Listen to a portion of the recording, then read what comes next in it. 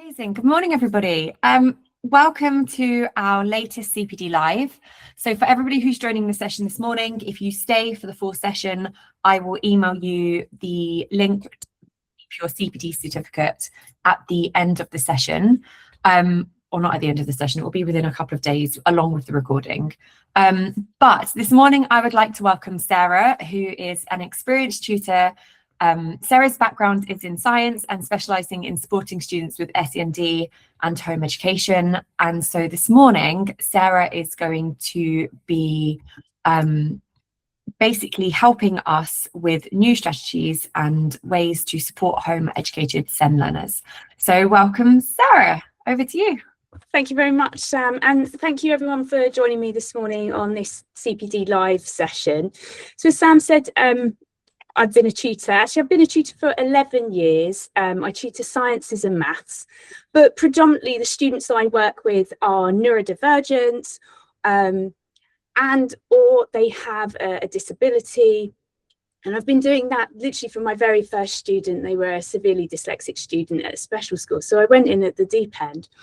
Prior to that, I also worked for a charity working with disabled children, and I used to run various activities on a weekend to give their parents respite. So I guess in a way, kind of tutoring a little bit, but a lot more loose in terms of the activities we'd run. It's not about academics. So today I thought I'd share some insight and bring the two worlds of kind of the two niche worlds of home education and SEN together. Quite often, or certainly more and more, the students I'm seeing at the moment have chosen the at-home education pathway because their needs of SEN are just not being met in school. We'll talk a little bit about that. I am currently looking at my slides, so I need to flick between two windows if questions come in, but I'm more than happy to answer questions at the end.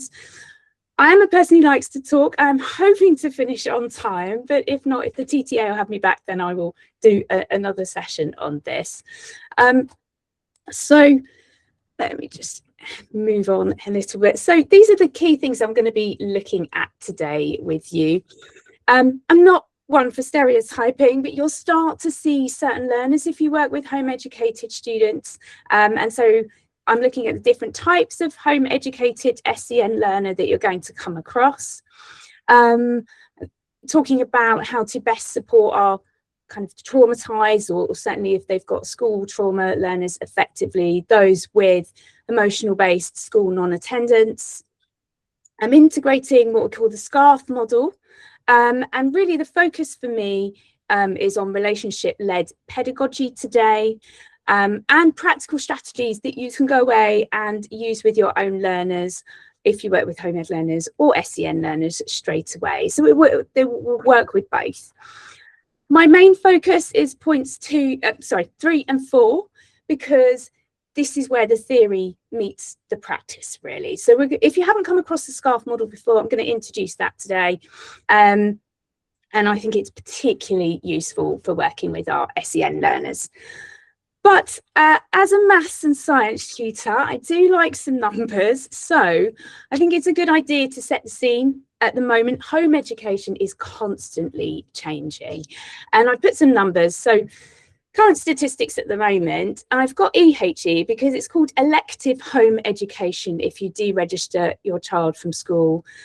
I think elective can be a bit misleading because a lot of these parents feel like they've had no other option. But these are the children that have deregistered and they're come out of school and they're being home educated. And so at the moment, the last statistics, I've got the link at the bottom as well there if you want to explore your own area. I've done England. This is from the 2025 just to 26 autumn term, the most recent statistics that have come out from the government, 126,000, and you can see it's building year on year. It's starting to go up again. 2 years ago, 92,000. At the moment, to put that in context, that's about 1.5% of the children that are in primary and secondary mainstream schools at the moment. So Small proportion in terms of percentage. When you look at actual figures, that 1.5% is still 126,000 children in England, which is a lot, and it's the trend that matters, really. I think it's the pattern that matters. Over half of those children are in year 9 or above. So really, really crucial years for getting those first kind of qualifications that a teenager would sit at their GCSEs. And just for a little bit of background, these figures for EHE do not include children on EOTAS packages, so education other than at school that's provided for by the local authorities. It's not including those children, so they're on top. And children who are missing in education, it's not including those. So they're children that are not known to be home educated, and they're not registered in a school, and they're not receiving some alternative provision or EOTAS packages. So again, I think the figures, true figures, would be higher than what we're seeing that's the census is sort of capturing. It's relatively new data, as I said, and as always, I think slight changes are likely to be improvements in data quality as much as actual children in there. So do take statistics with a little bit of pinch of salt, but it's the trend, I think, that's important. And I've chosen to integrate SEN support in particular because at the moment there is a disproportionate number of children who are home educated with SEN or EHCPs. So compared to those in mainstream. So 15 to 18% roughly, and I know that's quite a range, but that's the best the stats could capture in mainstream. Whereas when we look at electively home educated students at the moment, 23% of those are have a SEN diagnosed, or they've got an EHCP with that as well. So we are seeing disproportionate figures compared to mainstream schools. Okay, and a key driver for parents, I think, is this. You see it all over the social media, is that SEN needs are not being met in schools. And certainly I think schools just don't have the budget, the funding, the training, the time to support every single individual learner. So this is our skill set, isn't it, as tutors, where we can really focus on the one-to-one or the small group and give that support that those children need. So for many families, I think what we're seeing here is it's not a premium lifestyle choice to home educate. For some it is, but it's not the main data I'm capturing. It's almost like education by default, which was a term used in 2009 by the Badman report, where parents feel no other option. They're forced, they're watching their child deteriorate in mental health, physical health. They're neurodivergent and their anxiety is getting worse, and the parents are kind of almost at a point of desperation. We don't know what else to do. We need to remove them. And so for us as tutors, when we come into that family home, it's quite often at a point of rupture where it's got to that point, they've removed them from school. And as a tutor, we need a bit of a different mindset, really, in that this isn't about academics or attainment or acceleration, not at least initially anyway, but it's more about re-engaging that child, that learner, creating a kind of safe space to learn again.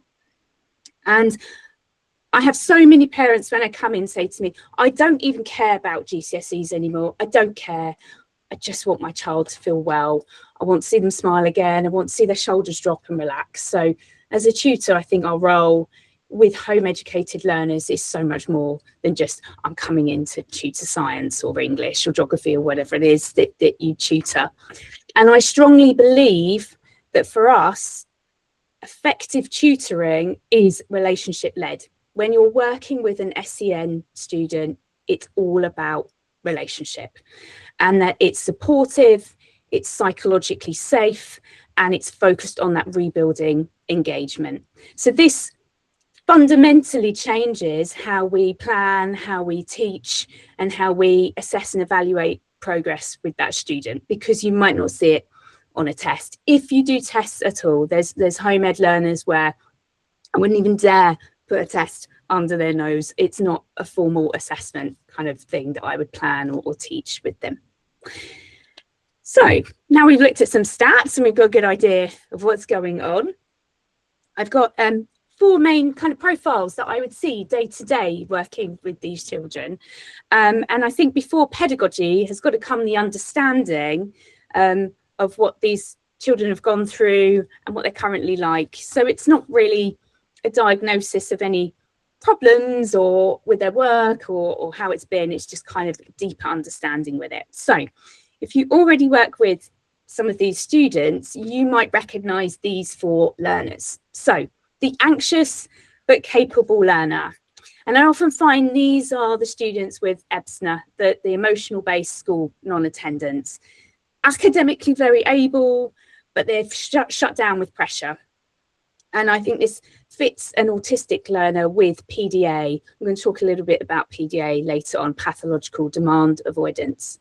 We've got the asynchronous learner.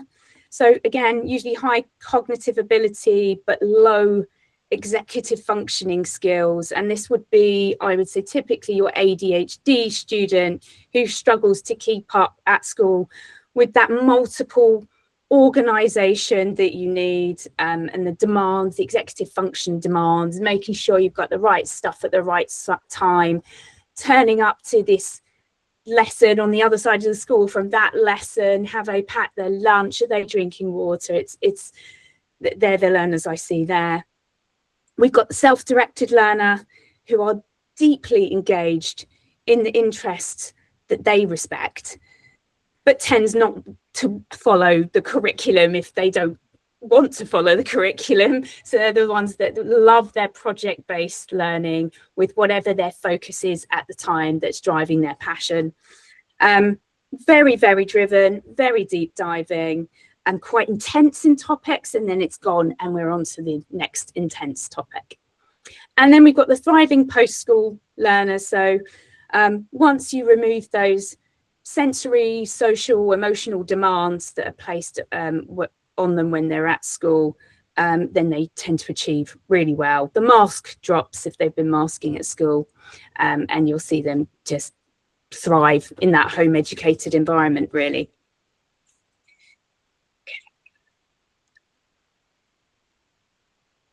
Just trying to move on.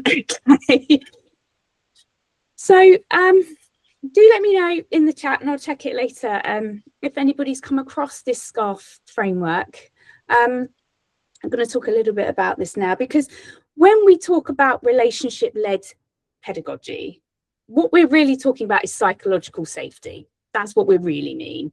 And I've got a definition up here from Amy Edmondson, with the link to the journal it's in at the bottom. And it's a belief that no one will be punished or humiliated for speaking up with ideas, questions, concerns, or mistakes, and that the team is safe for interpersonal risk taking. Now, this has been associated with workplace environments, hence the wording team and interpersonal risk taking. But when I come across this, I thought this is directly transferable to what we do in education. That's the ultimate goal, isn't it? That no child is going to feel humiliated by their peers or their teachers or tutors for having a question. And unlike many of you, I'm sure I always say to my learners, there are no silly questions. You can ask me what you like, and you can ask me it 1,000 times before we get to understanding. It's fine. It's fantastic for one-to-one and small groups, because we can create that. It's very challenging, I think, in a school environment to achieve that true psychological safety there. But I do think this is directly transferable to our education. And so creating and establishing this psychological safety is crucial to avoid any further disengagement from learning, further distrust of adults, which the child may have kind of picked up along the way from being in school. And so I think it's essential here. And as tutors, we can provide those repeated positive moments week in, week out with a trusted adult, and set the scene for kind of learning. And I do think we are or we end up being one of the most sort of trusted, positive role models, hopefully in that child's life again. So this is our SCARF model, or our SCARF framework. There are 5 main domains to it, hence it's called SCARF. We have status, certainty, autonomy, relatedness, and fairness. And each one of these domains I will go through, but they kind of lead to creating this psychologically safe environment. And this was created, again, I've got the link down the bottom, by Dr. David Rock, who draws on his expertise of neuroscience of leadership. And again, I do think as a tutor or as a parent of a home educated student, you are a leader. You are going in and you've got this leadership role. You may well be the only educator for that child, and that's quite a responsibility, particularly if you're leading up to GCSEs or A levels as a private candidate. So certainly if we come in as a leader, and this model draws on the neuroscience of leadership, again, I think this is directly transferable to an education setting here. I'm going to spend most of our time on this SCARF model so we can see how to set the scene and where the theory kind of meets the practice. But when any of these domains are threatened in the child, then the brain responds as though it's in danger.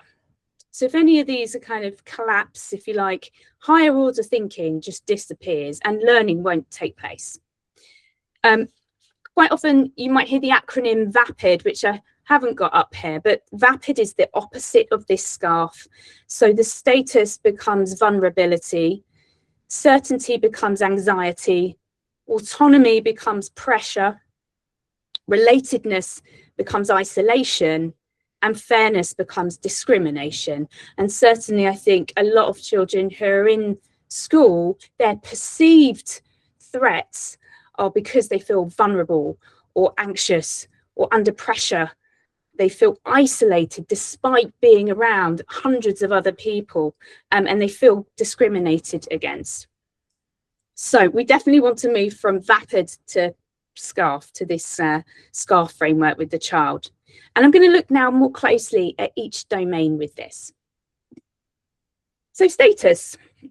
This is about feeling valued and recognised. We all want this, of course, so this applies to everybody, but specifically for many home educated SEN learners, they've experienced repeated status threats in school.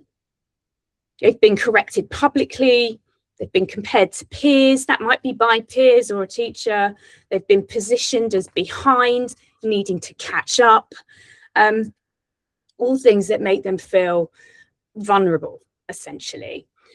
And as tutors, we can protect status when we avoid language, deficit language, like, yeah, they're behind, or they need to catch up. They're in year 10, but they're working at year 7. You know, all of these things in front of the child. If you're going to have these conversations, which we might have to have with parents, they're not working to the age you thought they were working at, then it should be done definitely out of earshot of that child, or maybe just a meeting with the parents, but never making that child feel like they are so far behind or whatever it may be. Working to competence, dignity and respect. And I think the first bit, working to competence, is so important. I think among certainly the general public, there's this feeling that SEN is somehow lacking, that the work needs to be watered down, that they'll never reach a GCSE, or maybe we should try foundation GCSE. And certainly I don't like that point of view, because that's not what I see. And I think that we need to work to competence and assume that each child is very competent of achieving high, whatever that may be, wherever they are, that start point they can certainly achieve. And I've got some examples here where I'm going to go through each of these on how we can kind of practically work on improving status, or that feeling of status with the child. So we want to avoid these harmful comparisons, as I've said, and provide positive reinforcement. And I've got how to support this is emphasize growth over performance, regular feedback to recognise their effort, their improvements and whatever their unique strengths are. And as a tutor, this is going to involve you tracking progress for this child. And I've got here, my practical example is really keep a portfolio of their learning. Now, this is something that you can construct together with the child. So it can be kept digitally. If you don't want lots of paper things floating around. When I say portfolio, you can have a little folder. So I have on a password encrypted folder for each of my children that I work with, and I will keep in there videos of science experiments we've done, photos that we've done, photographs of particular great bits of work or worksheets that they've worked through and progressed. And over time, you'll be able to see that progress. And obviously, of course, you will be able to track progress along with the parents in terms of confidence and emotional safety for that child as well. This is something that you might like to put together in a little book at the end of the year or at the end of each term, again, so that that child has something tangible that they can look through, or a folder they can look through. So I quite often print out what I've done with the photos and popped it in that child's science folder or maths folder, just to show what they've been doing all along, or the games that they've played, maths games and so on. So I think a portfolio is, one, great for us to track academic progress. Two, really good for the parents to track what's happening at home. Certainly with the new schools and wellbeing bill, children in schools and wellbeing bill, I think there'll be a lot more kind of tracking involved of home educated students. And I don't know about you, but what I did with that particular student in October, probably not going to remember it if I haven't written it down or tracked it, and the parents certainly won't know what you've done in October. So for them, it's a good way of tracking progress through home education if they're ever asked by a local authority, you know, what have you been doing at home? Or if it comes to later down the line and they have to prove kind of learning and achievement or progress, then they've got that there as well. So portfolio of learning is a good idea. I also write monthly reports to the parents, which I suggest they kind of keep digitally or print off in a folder as well, so that progress can be tracked. And again, I've got here, frame errors as feedback and success as growth here. So terminology is quite important. And I've got a little speech down the bottom there that says, let's work this out together, rather than you should know this. So changing your language around the child to be really positive. We'll work this out together, rather than teaching you this again for the 5th time. So status. Certainty. Okay. So certainty, I've got up here, predictability and clarity. And in tutoring, it doesn't mean rigidity. It's about being transparent. So I've got transparency, not rigidity. And many SEN learners experience a really heightened anxiety when they just don't know what's coming next, when they don't know how the session's going to go, even how long the session is. And they forget sometimes, especially if I see, you know, a student 3 times a week and one session's 45 minutes and another's an hour and a half, and they might forget. So I always remind our learners what we've got coming up. And certainly for those with autism or ADHD, they're really sensitive to changes in routine or unpredictable environments here. So while home education can offer the more controlled and stable environment, you still need clear routines, visual schedules perhaps, and a predictable structure to give a sense of safety. So I've got a little quote at the bottom where it says, we'll do this for 5 minutes and then we'll pause. But usually I would share at the start a very simple session outline. And that could be a visual timetable. It could be a verbal explanation of what we're doing. It could be showing the work before we're going to do it. So I will lay out the sheets that I have in mind, or if I'm using my laptop, I'll show them what we're going to go through.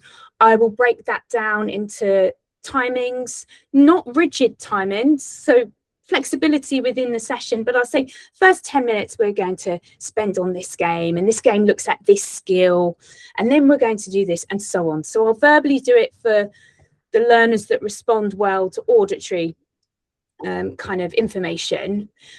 But those that don't, I will also have it written down in kind of bullet points.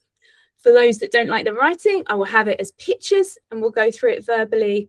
And I will keep it out through the session so that the learner can keep going back to it and know where they are in the session as well. If the student likes timings, then I will talk about timings during the session.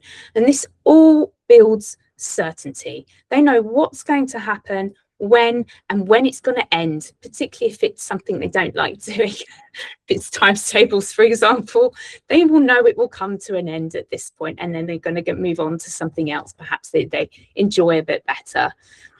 I think this is where AI can really help, and you will get to know your learners and what the structure they like in particular. Everyone is different. But AI can help you break down tasks. So you can, if you've got a lesson plan or a particular topic you want to work through, I would suggest running it through AI that can break it down into timings and subtasks. And I really like, for my students, they really like the AI Goblin. So if you haven't heard of Goblin, it's Goblin AI. It's very student friendly as well. And it does exactly this. It breaks down different tasks for the learners. Hasn't yet got a visual timetable, which I'd like to see. But if anybody knows of an AI with visual timetables that can change it, let me know, because I'd love to use that. I've got signpost your transitions. No surprises. Say what you mean and mean what you say. Stick to it. So we'll do this for 5 minutes, then we'll pause and be explicit about those expectations rather than assuming that they know that. Even for older learners, I'm just really, really explicit. Okay, autonomy. This is our sense of control and agency. Feeling like we're in control of our lives, basically, and no one else is running the show. When a learner feels controlled, there's going to be resistance. In fact, when any of us feel like we're being controlled, some of us really want to dig our heels in and we're very resistant, or, you know, stubborn. It's me. But I think this is very central to the SCARF model, not just because A is in the middle, but it is. I think autonomy is one of the most important domains. And this domain is where I see the most disengagement with, to be honest, where it really does start to, that learner really starts to disengage. So obviously a key benefit from working at home as a home educated learner is that your sense of autonomy is so much greater. At school, it's taken out of your hands. You have a timetable, you're told where to be when. You can only really go to the bathroom at certain times in certain places. Maybe that year group uses that one and that year group uses this one. You can feel locked in. And that's just the nature of school. It has to run like that. You can't have all flexibility for all students. It can't run like that. But certainly at home, there's that flexibility which gives a sense of control and choice for learners, which actually often leads to them dropping their shoulders and feeling like they're in control again.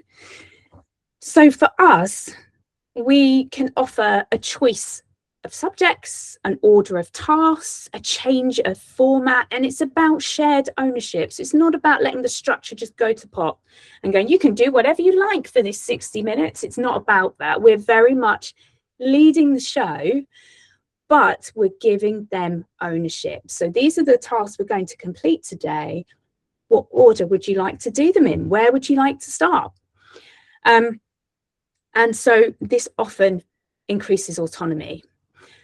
I am going to talk a little bit about pathological demand avoidance, though, because for these learners, quite often, lots of decisions, lots of choice, and lots of questions leads to a shutdown.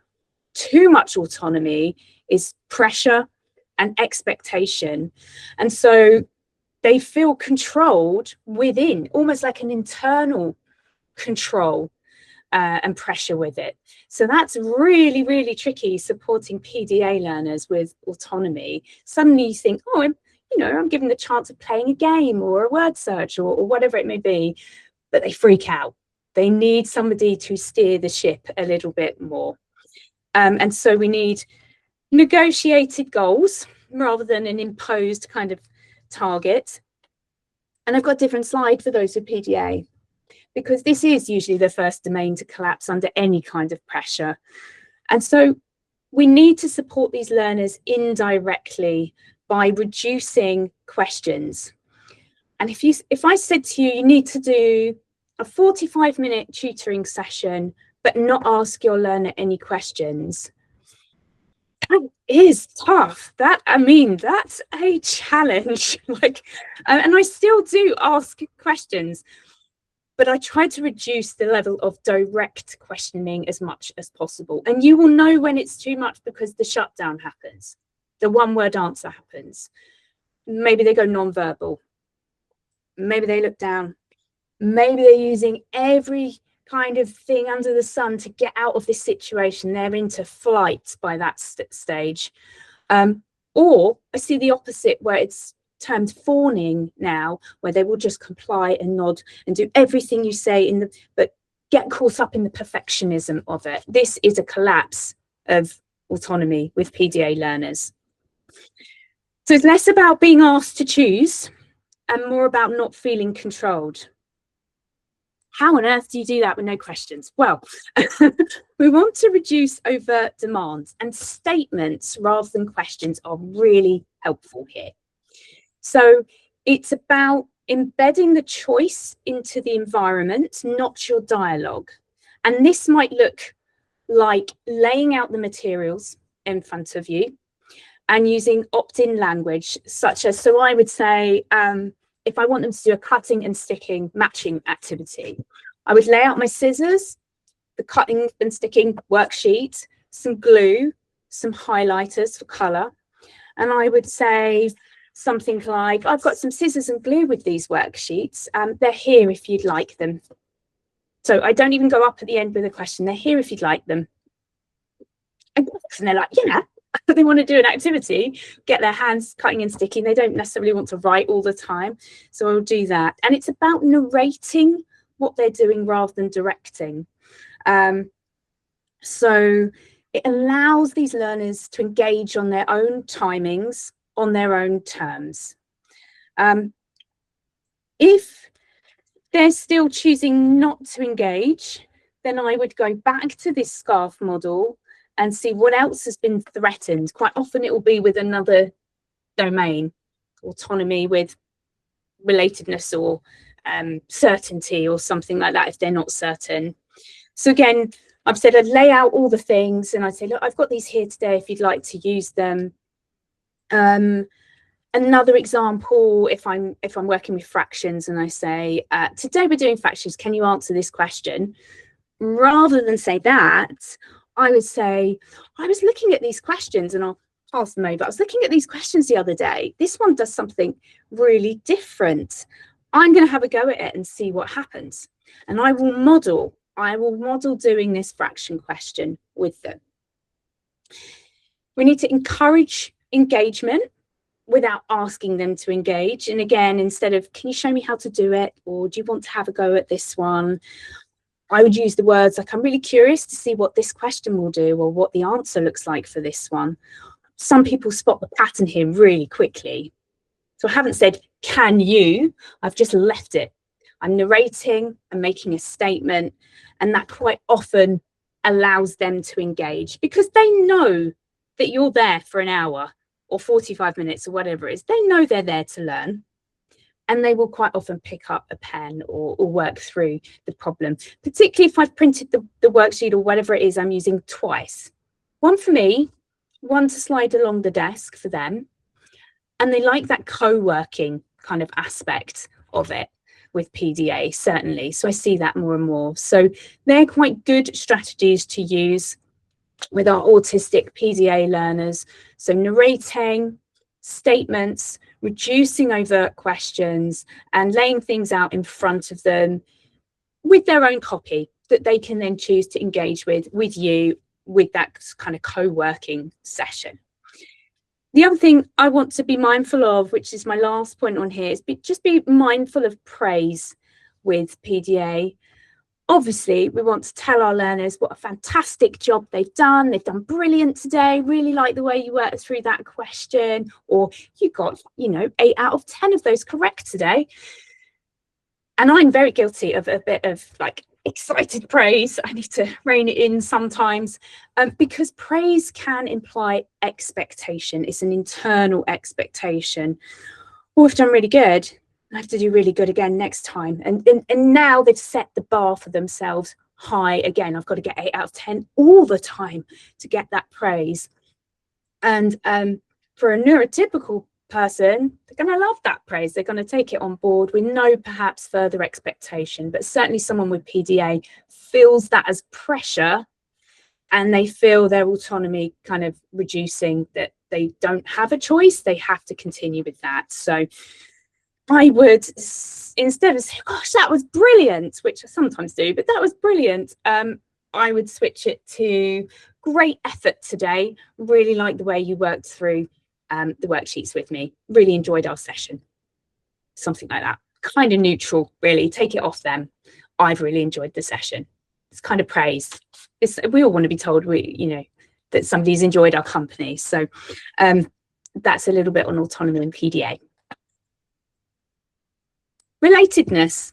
I actually think I don't need to say too much on this one, because as a tutor, this is what you do best. It's relationships, it's relating to the student, and it's creating that sense of safety with others. It's the little things that we do that signify, I really care about you. I like coming here every week and teaching you, and you are safe with me. That's relatedness. So we're warm, we have a professional rapport, and we have boundaries, but we're kind with our boundaries. And I'm a big fan of appropriate self-disclosure. So, as you know, I tutor maths, and I quite often, without making it about me, I will disclose to my students if there's a particular topic I don't like within maths. I'm not a mathematician, I was a scientist, so maths just comes as part of the package. And certainly there's aspects I'm not that keen on. And I will tell my student, do you know what, when I was at school, I wasn't very good at this topic, and I still don't like it now, but we're going to learn it because we have to learn it for this reason, X, Y, Z. So appropriate self-disclosure, I think, makes us human. It gives that relatedness aspect to our work. That child doesn't necessarily think you're a maths or science or English god and you know everything about it and you got A stars in all your exams. You might have, fair play to you, but I certainly didn't. And I think the human element here is really important. And so it matters for these students because they might have felt unseen or misunderstood for such a long time before coming home. And so for somebody, a trusted adult, to remember something about them every week suddenly makes them feel significant again, and they feel safe. So you're supporting through your motivation with them, really. And I've got here like remembering their interests. So you mentioned last week you like animals. Should we use that for our example today? Or I bought some so I've got a student and I bring lots of things about frogs because she collects frog things. She loves all things frogs. She's got frogs in her fish tank. We've studied frogs. We've looked at the science of their tank, the chemistry in there. And she knows that now she's making me passionate about frogs. And now I'm probably slightly obsessed with frogs. But it's those kind of things that really matter. And I've got a little bit here about kind of us as being regulated adults as well, and having non-judgmental responses to any dysregulation, any getting up and down, running around, use of inappropriate language, colourful language, which happens. It's about not being judgmental and responding in a way to bring them back to regulation and curiosity, really. Because then if they are overwhelmed, in the past, they may have felt shameful or embarrassed afterwards when they've then become more regulated. And it's about us staying calm and grounded and measured, even if that learner is not calm in the moment. So avoiding kind of moral language. You're being disruptive, you're challenging, that's rude. It's a kind of avoiding that language and focusing really on their needs at the time there to avoid that rejection and feelings of shame for them. And our last domain in the model is fairness. We all want to be treated with fairness. So again, this links directly in with trust and transparency. And SEN learners are often acutely sensitive to perceived injustice, which I think as they become adults makes them great activists and fighters for change where we need change. And I love that about them. Their passion comes through that perceived injustice. And so fairness for us means treating them justly, respectfully, predictably, which links into that certainty, because that all strengthens their trust in us. And when they trust us, they're going to learn. They're going to sit down and they're going to learn, and they're going to trust, oh, Sarah's going to teach me the right things I need to do to get to here for my studies, whether that's achieving a GCSE or a certain grade or mastering a certain skill. They need to be able to trust us to get them to be able to do that. And if there's any kind of perceived unfairness, that can instantly override any motivation for them. It can just kill it dead. So common threats to fairness are hidden expectations, inconsistent boundaries, and changing the criteria mid-task when you've laid out what you was going to do at the start. Now, I'm not saying you need inflexibility. Sometimes we do need to change mid-task, but I think it needs to be signposted. So, you know, if they do suddenly become overwhelmed and they can't carry on, we need to highlight that and say, I can see you're feeling a bit overwhelmed or anxious. Let's do, and then you will know your learner. Or it might be getting the parent, or it might be talking to them and say, we're going to stop this activity now, and we'll come back to it another time when we're feeling a bit stronger or feeling a bit more motivated for this one.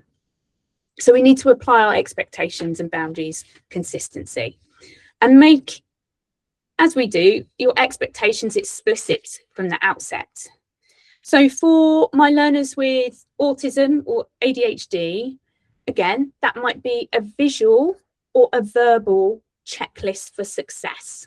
They need to know, when have I achieved what I'm supposed to achieve? What does success look like? A bit like at the start where we outline what we're going to be doing for the session, I might have a separate checklist for them. For this activity, I'm looking for you to write one sentence on this topic, use your capital letter at the start and a full stop at the end, and can you slot this particular keyword in, particularly if it's science, you know, it's all about key terminology. So they know what success looks like. Sentence, capital letter, keyword in there somewhere. And I would have that visual for them throughout the task. So that's really important for students with working memory difficulties, because having that success criteria visually there, they can keep checking back to it. They haven't got to hold it and reduce their cognitive load by having it there. Because otherwise they're so busy thinking about what have I got to do? What have I got to do? What have I got to do? Rather than thinking about executing what they've got to do. So when I say apply expectations, nice visual checklist or a verbal checklist if your student's able to manage that. For students with speech and language needs, again, you might model an answer out loud for them several times. And throughout the task, you'll say, okay, I'll just say it again for you so you can carry on with the task or finish the task. So modelling answers, expectations clear from the start, a success checklist for them, and avoid changing criteria mid-task if it doesn't have to be, if it's not needed. There. Another one I find with fairness, particularly with autistic learners, is explaining the why. Why are we doing this? Why do I need this? Will I ever use it? And so I think that's really important for these learners. They need some background, even if it's a case of, you know, we're learning circle theorems in maths, and they want to be, you know, an author, a writer, they're into history. And I say, you'll never need this again. You need this for the exam. So this is why we're learning it now. And these are the bits you need. Chances are you're never going to use this again. So in 6 months, you can forget about it. And I'm honest with them, because they appreciate that honesty. They trust me, and they go, okay, fine, I'm on board with it then. We do need to be careful with being very literal with autistic learners. And again, I would set the scene and say, we're going to follow these steps in this order so you know what to expect and focus on the work. So I have one particular complex SEN learner, lots going on, and he needs to start every single session the same way, with the same worksheet. It's times tables, exactly the same worksheet. And I have done that 4 days a week for the last 5 years. He needs that. He needs to have that regular, because that one activity is certainty for him. It's predictability. The other things in the session change depending on what we're working on, and I always lay that out. But this settles him in. He's ready to learn when he's done his worksheet, and by now he's getting them all right. So it's definitely a win for him, and he feels great, and he will sit there then for the next 10 minutes before he needs a break. And in the next 10 minutes, I can introduce a new topic to him, or we can run back over what we've done previously on a different topic. But he needs that set certainty. It's fair for him. He knows how every session's going to start. Equally, he knows how every session's going to end, because we play the same game in the same order, and then the middle chunk of my sessions vary. So he starts the same, he ends the same. He knows what success looks like. He knows the timings on the clock, and he knows when it's all over. So that's about being fair for him. And we co-constructed that together at the end there, co-construct the rules and routines. That's certainly a routine for him, and he needs that in his session. So don't be afraid to do the same thing over and over with your learners, depending on their needs. Maybe they do need the same type of activity at the start. Again, I've got another learner, much more cognitively advanced, but she needs a game at the start of every session, or she's not going to do the work. She needs a physical game, a board game, or something with pieces that we put together. And she's a high achieving student, but that gets her into the session. So she knows it's fair, and she knows I'm always going to bring a game. We're going to have a game for 10, 15 minutes, and then we're going to crack on. Then she's on board. So she knows the expectations that I have of her, that after that, time is up for the game and we move on. So that's fairness. That's fairness. So back to our SCARF, we've run through all of these this morning, all these domains. And what I want to make really clear here is that when we attend to these, we're not lowering our standards or our expectation. What we're doing is just removing those neurological barriers to engagement. We're creating a sense of safety, that psychological safety. And I want to end by kind of the last few sessions, just looking at the bigger picture for us. So these home educated SEN learners, they're not disengaged because they can't learn or they don't want to learn. They desperately want to learn. They love learning. All children do. Or I haven't met a child or a teenager that doesn't want to learn about something. They're all curious, but they've been in a place where they just haven't felt safe. So we're not avoiding challenges, and we're not lowering our expectations. We are removing those emotional and neurological barriers so that their learning can become possible again. And as I said at the start, I think as tutors working in home education, we often come in at this point of rupture into a family. The trust has broken down. The systems have failed them. They're fighting for SEN support. And so education, all these things around education has just been associated with fear, anxiety, shame, just exhaustion on the parents' point of view of the constant fight. And so our role in the early stages is just to kind of restore that trust in education and educators again, and doing it a little bit differently. So SCARF gives us a way of noticing where the threats are showing up and adjusting our practice in very small, let's face it, there's nothing dramatically new here today. It's very small ways that we can adjust our sessions that actually have a really big impact on that learner. And I want to just leave it on this last slide where I've said that the relationships you build and the consistency you offer and that psychological safety you create matters, I think, far more than anything that you teach. And I think for many of these, you are not just a tutor, you are a way of showing that education can be different. So thank you for listening, and I welcome your comments and your thoughts. Thank you so much, Sarah. Does anybody have a question to begin with? I don't know if you want to raise your hand. I've got lots of hands. Thank you so much. Thank you. Joe. Hi, that was an amazing talk. That, as some of the comments have mentioned, yeah, I'm flashing back to all past students where I've thank you. come across what you've described. I was just wondering if you could comment a little bit of navigating online learning. So there's a difference between like the face-to-face and creating that environment you described versus being a face on a screen and trying to do the same.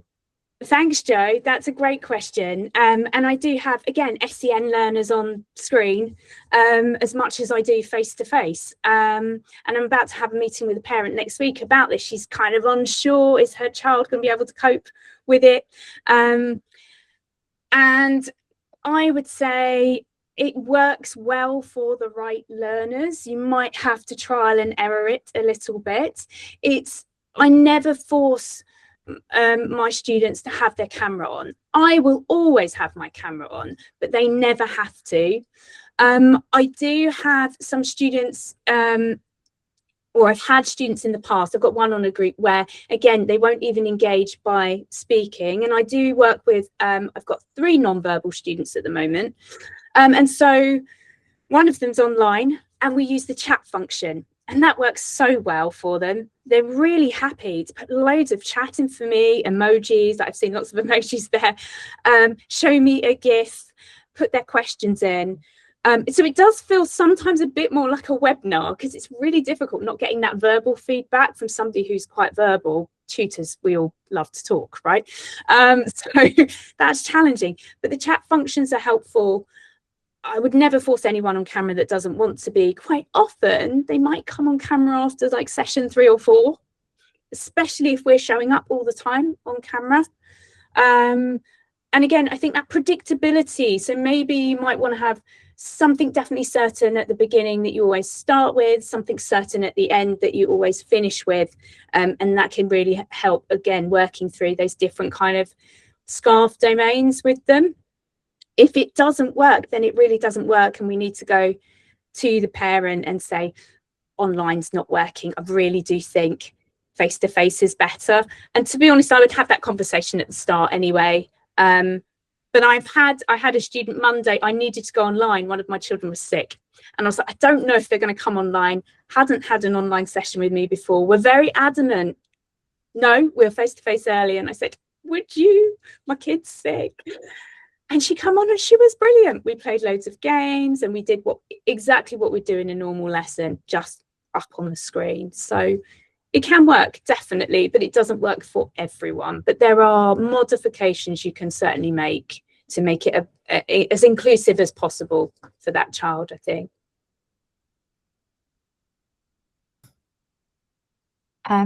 Peter is next. Good morning. Thank you for that session as well. I found it really, really useful. Any advice on around, I currently have a student who the thought of having to go in and do an exam officially is terrifying. Yeah. We do pass papers during our sessions, and that's fine, but there's this block of sitting the actual exam. And to be honest, I think we all kind of felt that as kids too, but for just with his needs, it's so much more heightened. And any strategies that you've used before or advice on that? Thanks, Peter. I've got a current student like that as well, and I must say I'm genuinely concerned whether we're going to get there in year 11. So it's good that you're working through past papers. I think that's or questions. And again, I've done a mix with my student of kind of fun stuff, quizzes and matching activities or whatever, and then intersperse that with some exam questions. I think talking less about the exam is helpful as well, just talking about it on topics. But like, I had this session with her yesterday, and we did do some past exam questions after a bit of revision. And I said, I don't know if you know it, but you've just answered 3 exam questions correct for the mark scheme. You're doing great. The other thing I would say is it a private candidate, Peter? Are they going to be going to an exam centre? It's going to be a private candidate. Yeah, I would chat to the parent and see whether they want to visit the exam centre as well, whether they're willing to do that, and see where they're going to be sitting the exam, so they get an idea of their environment. Because I think if they see it for the first time on the day they sit the exam, that is incredibly stressful. I would be very anxious not knowing the layout of the land, if you like. So that's another thing that I've done with parents, is said, go talk to the exam centre, go and visit. I've contacted the owner of the exam centre and explained the situation, what the students like. So that's something that you could bear in mind, Peter, in the lead up to it. And if it's really bad, I would inquire about remote invigilation as well, which, you know, with cameras, which again, I've had some students sit remotely. So they're at home. They're still in exam condition. They're still being timed. But that's been helpful to students who it's rarer, but it's becoming more and more of an option now. Yeah. Oh, that's useful. Thank you very much. Yeah, that's right. Karina, I think you're next. Hiya. Yeah, as everyone has said, that was an excellent session, really informative. Thank you.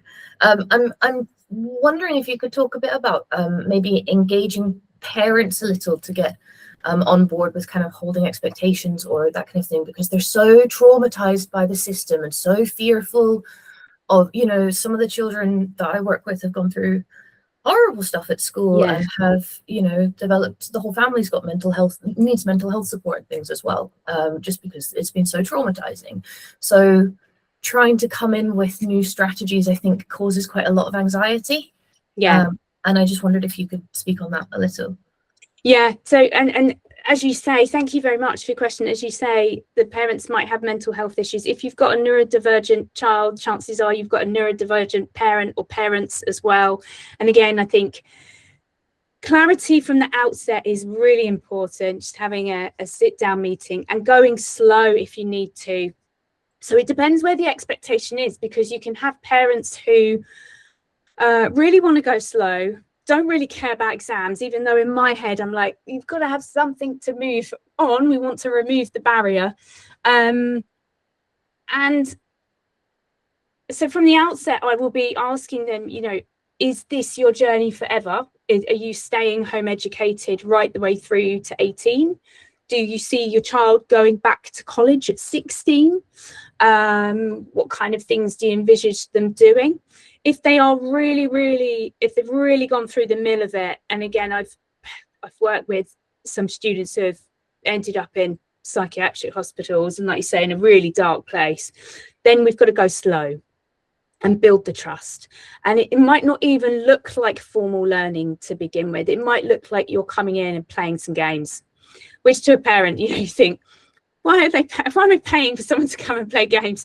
But it's, again, I think it's just building that relationship, going slowly, and regular feedback with the parents is really important. So setting up, maybe, should we just have a chat with a cup of tea every 2 weeks if they're quite new, or would you like some feedback after a month? And we sit down and we see how it's going, where we're going to progress. Is the child on board with it? Are they wanting to learn?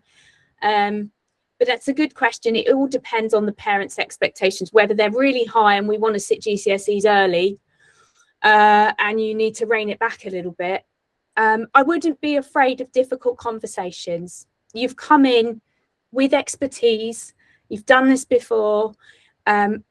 you know what you're doing. So you're there to reassure them as well and say, look, I've had learners like your son or your daughter. Everyone's different, but it's absolutely possible to achieve this. We just got to get there on this timeline, whether that's quicker or slower. But yeah, very open dialogue, I think, and it's got to be a changing situation. You have to kind of respond to what's happening with that family at the time. They might need to just go very gently, very slowly. Thank you. That's okay. Sorry. Does anybody else have any more questions before we wrap up? Caroline. Oh, Caroline, I'm so sorry, you're muted.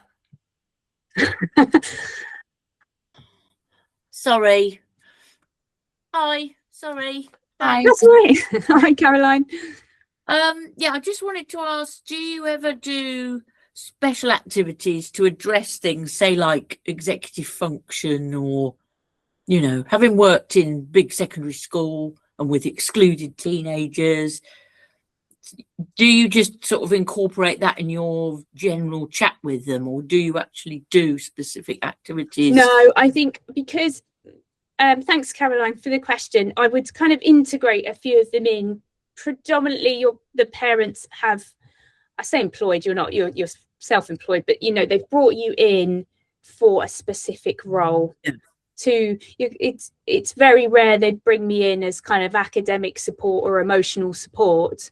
I would be there to tutor maths or tutor sciences, but naturally with that, there's lots of hands-on activities that I can do to support other executive functioning skills, or I can work on kind of other kind of skills that help, like diary management, timetabling, that kind of thing, but not specifically, Caroline, because I think the parents' expectations of us are very different.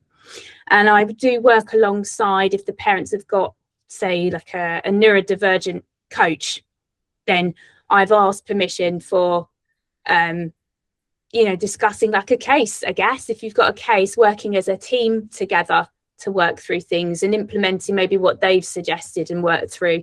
But to answer your question, no, not specific activities from my point of view, other than the tutoring and then integrating what we've spoken about today. Yeah, do you relate it to the EHCP? Yeah, or... I do, especially for children who are on EOTUS packages. You have to show that your academic tutoring is matching the EHCP outcomes on that. If it's being funded by the local authority, they're going to want to see value for their money. So this is where tracking the progress and writing a report is really important, because they might want some evidence of that. Yeah. That's really good. Thank you. Thank you ever so much. Yeah, that's okay. Amazing. If there are no further questions, then we will wrap up for today. So everybody who has attended for the full session, I will email you the link within a couple of days, along with the video recording. So you'll get the link to get your certificate and your CPD credit. And then our next session is next Wednesday with Georgie, and she is going to be covering building credibility on LinkedIn part 2. So part 1 had such significant demand and didn't cover as much as she had wanted to as well, and everybody was asking more questions. So this is going to then build on the first recording as well. But thank you so much to Sarah today. Your sessions are always amazing, but again, I have been listening along and I've learned a lot at the same time, and also like silently nodding about half of it, especially when the point. Thank you so much. No, it's a pleasure. I was really excited for this one. So thank you to everybody who came. I'm glad you've got something out of it, and have a great day. Thank you, Sarah. Have a great day. Bye. Bye.